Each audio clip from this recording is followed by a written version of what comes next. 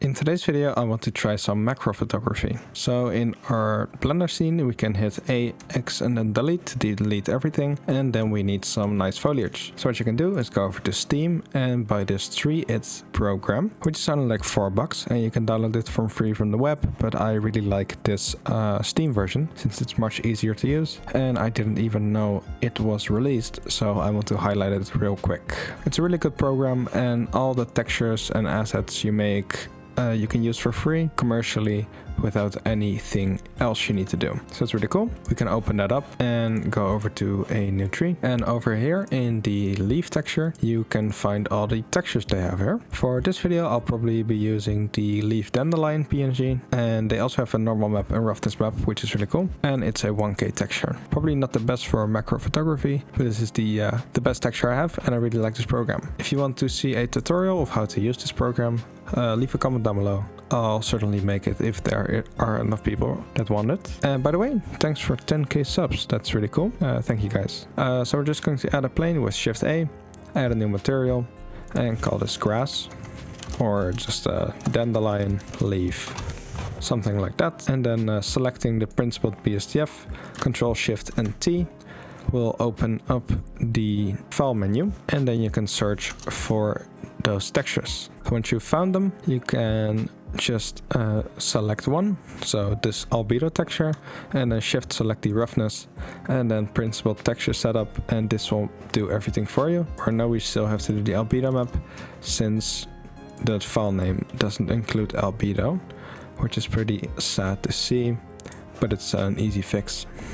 Just navigate there again and just select that one. Plug that into the base color and you're done. You can use the alpha pass to go into the alpha, and then in the rendered view we can probably see a really nice leaf. If we go into cycles, of course, really nice transparent leaf, which is what we like to see. Now opening up a new tab right here by dragging in the corner, setting this to UV editor. I want to rotate this 45 degrees so it's upright, so we can use it a little bit more easy. So just tab into edit mode and then just select everything and rotate this, holding control to snap it, and then make it 45 degrees. Scale it up so it fits the whole screen, and then you will see some repeating things appear here.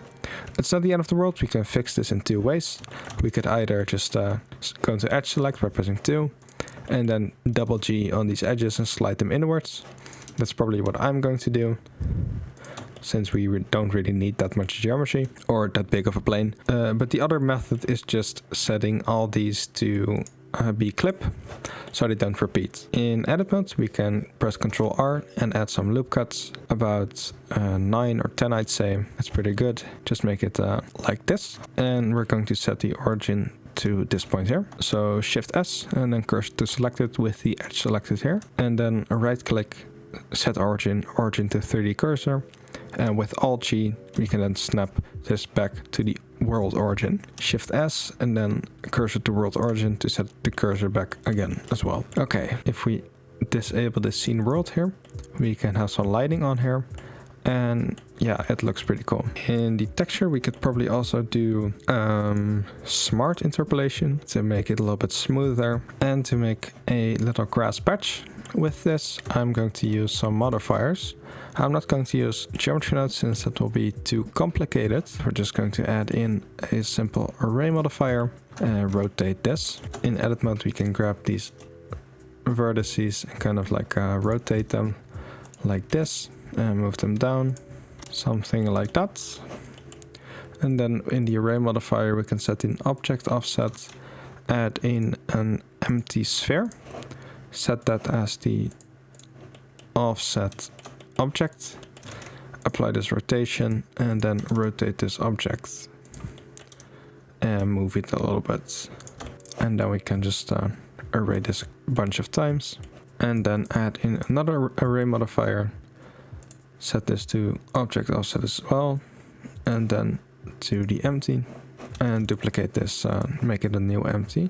And with that new empty we're just going to move it up a little bit, rotate it, scale it, rotate it again, and that's pretty cool. Just play with this until you get a nice result. Then a displace modifier, make a new texture and make a new clouds texture.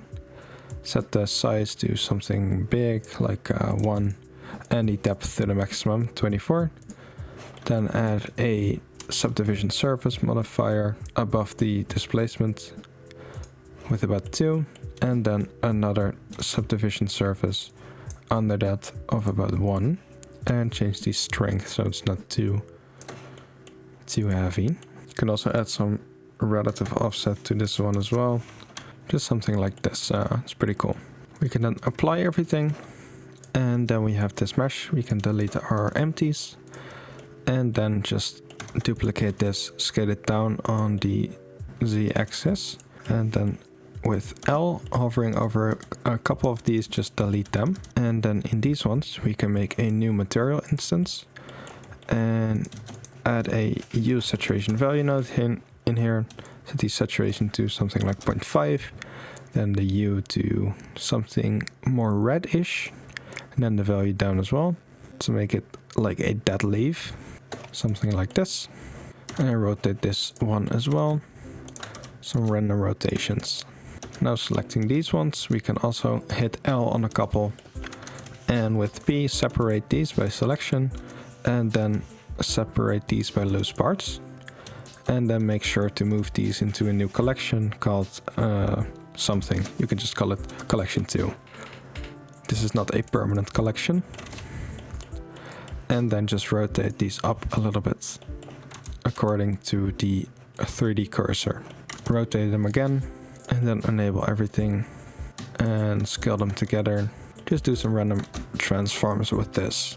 Then select everything, Ctrl J to link everything together, and go into orthographic view to kind of align this to the origin. So like this, and then origin to 3D cursor. And then we can just, with proportional editing enabled, we can just grab some vertices and move them around a little bit. Rotate them, just do some random transforms.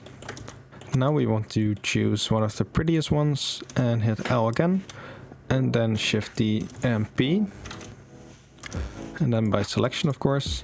So this will be our focal point, something like this. And then just move your camera to there and get a nice camera angle. So Shift A, add a camera, Control Alt and 0 under numpad, and we can set up the camera.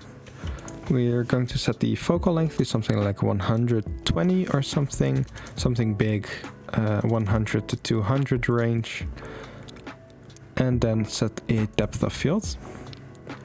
And with Shift right mouse button we can add a 3D cursor and then add a empty object right here. So plane axis, make this a little bit smaller, and select this for our focal point. Set our f-stop to be something small, like 0.2 or 0.5, 0.8.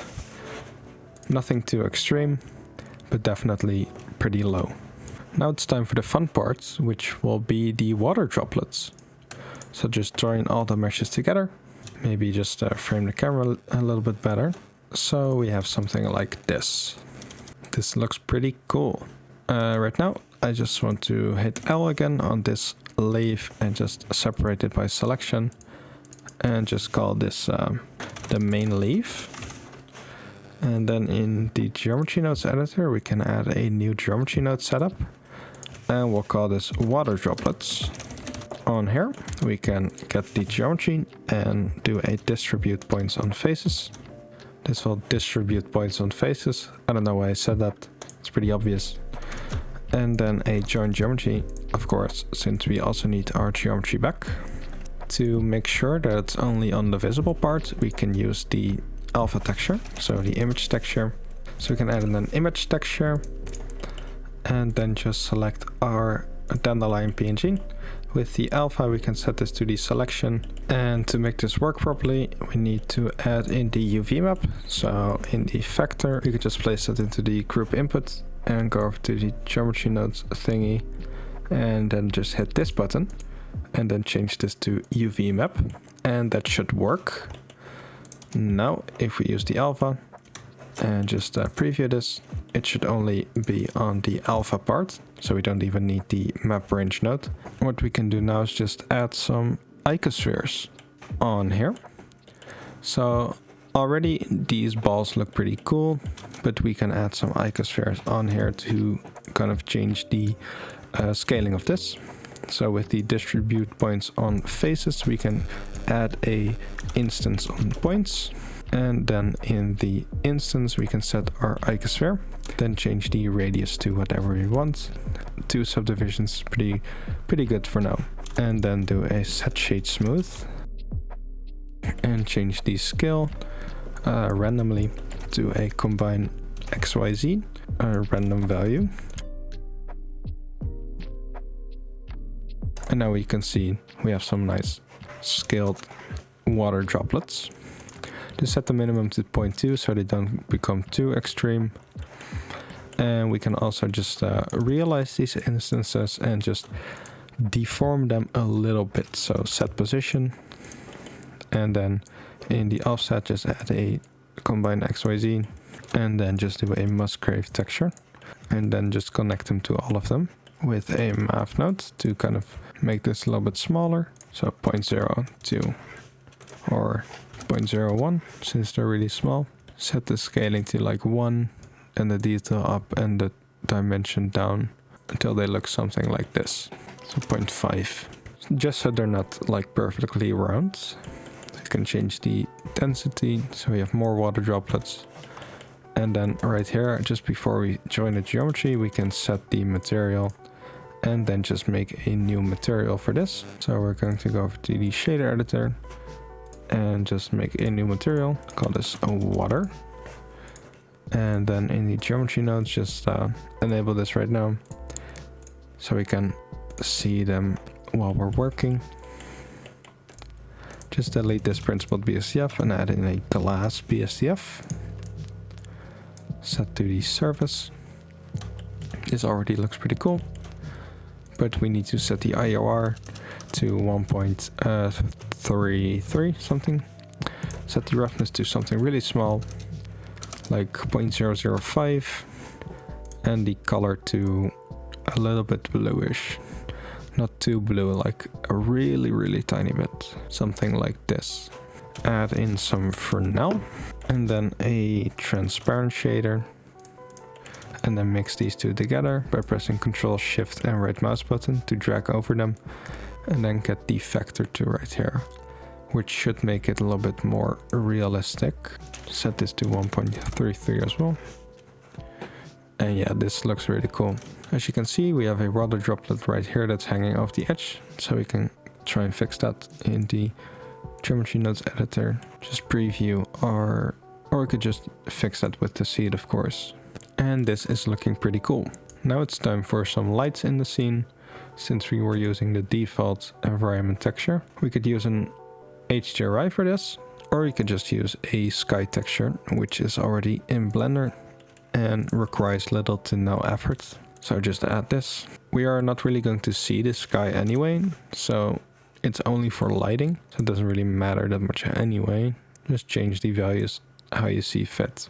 You can also just plug the density and the seed into here, so we can change them from the side panel here. So add some more or less water droplets. For the blades, I'm going to set this to 8, so we get some nice bokeh in the background. And we're just going to add in a ground plane as well. And just scale this up with a new material, which we're going to call ground. Since this is in the background and blurry, we don't really need to make this realistic. We can just add in a Musgrave texture. You can also just duplicate this, place it here. Just do that a bunch of times. So you have some things in the background. You can also add in some gobos. So that will be a texture that kind of adds some shadows. You can buy packs of this, or you can just make them yourself. You can just type tree gobo into Google, and then in Blender you can hit File, Import Images as Planes, then go over to wherever you saved it and just import it. And as you can see here, we can use the color as the alpha and just invert that real quick. So just an invert color will work, or we can use a color ramp for getting rid of those sharp edges. the alpha. Just flip this, something like this. Make the roughness 1, the specular 0, so it's completely black. And then just place it somewhere here. Rotate it so you get some nice shadows.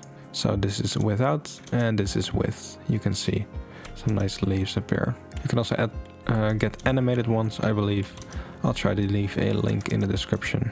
But this adds a lot to your scene. So that's a really cool tip for you.